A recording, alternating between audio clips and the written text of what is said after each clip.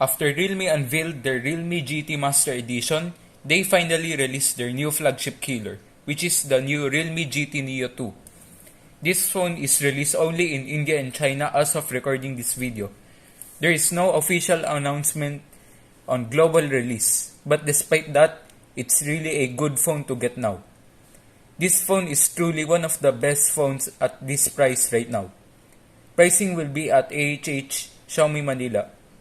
With that out of the way, let's get started with the review. If you haven't watched my unboxing and first impressions video on this phone, you may click here on the top right corner of the video now.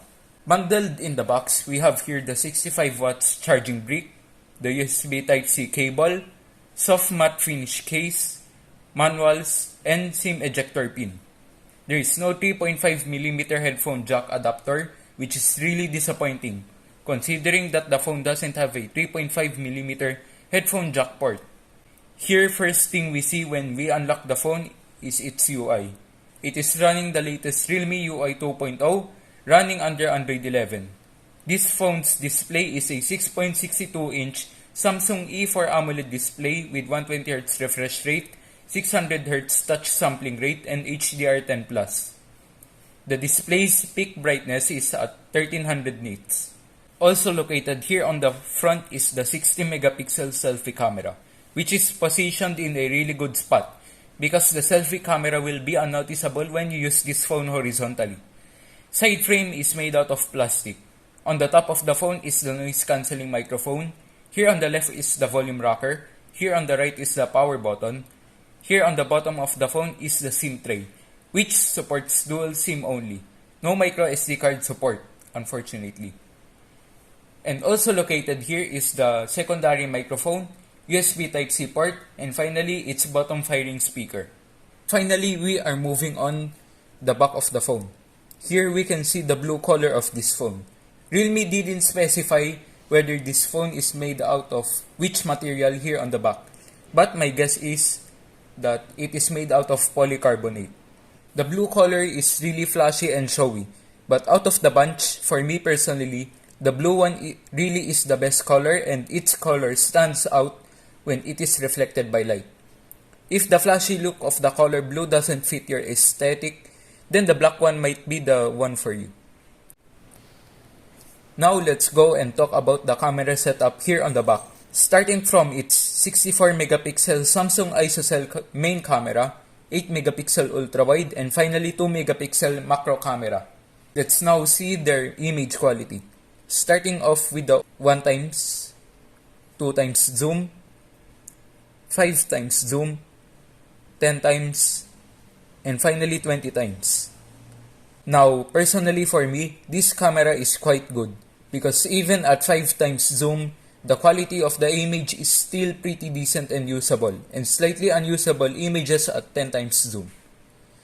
Now here is a macro camera sample shot. Personally for me, the macro camera here is just average, nothing amazing. Let's now look at our video shots here on the Realme GT Neo 2, starting on 1080p 60 frames per second. Its stabilization is good and it retains the quality of the surroundings, even if the phone is shaky. For ultra-wide 1080p 30fps, it is just the same as its competitors, but the quality here is slightly better than other phones at this price. Ultra-wide is locked at 1080p 30fps. For 1080p AI on, it performs great with vibrant and true-to-life colors. AI mode for this video is locked at 1080p 30fps. For 1080p 30fps using the normal camera, it performs the same as the ultra-wide one. For ultra steady mode, it is capped at 1080p 60fps and it performed really great, especially the stabilization. For ultra steady max, it is capped at 1080p 30fps. Shooting using this mode, as you can see, is that it's totally making the whole video really stable as if your phone is mounted on a phone gimbal. For shooting videos, this phone is really amazing, especially the stabilization. For the microphone, It's just okay and normal for this price point. With the camera out of the way, let's now try its stereo speaker setup, which has Dolby Atmos too.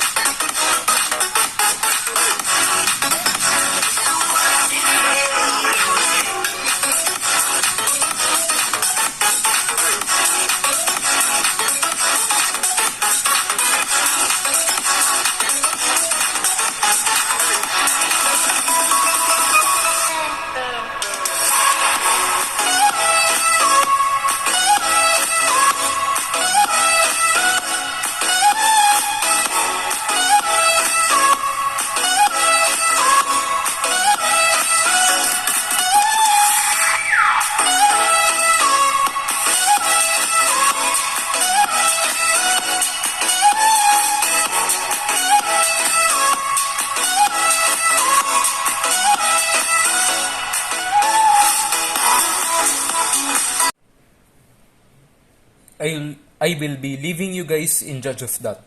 Now on to performance. The Realme GT Neo 2 is equipped with the latest Snapdragon 870 chipset. It can perform like a champ whether it's for normal usage or hardcore gaming. Nothing can stop the mighty Snapdragon 870 from performing well. Antutu benchmark version 9.1.7 is at 708,000 score, which is slightly above the average Antutu score for the Snapdragon 870, which is at 681,000. Now on to gaming performance. Starting off, we have Mobile Legends. Here, we can set everything to its max setting, and as expected, there is no lag nor frame drops even after playing 4 games straight.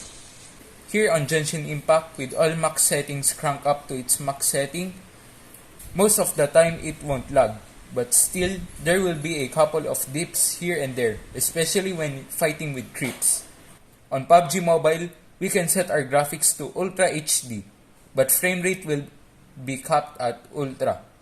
But if you want extreme frame rate, you need to dial down your graphics to HDR.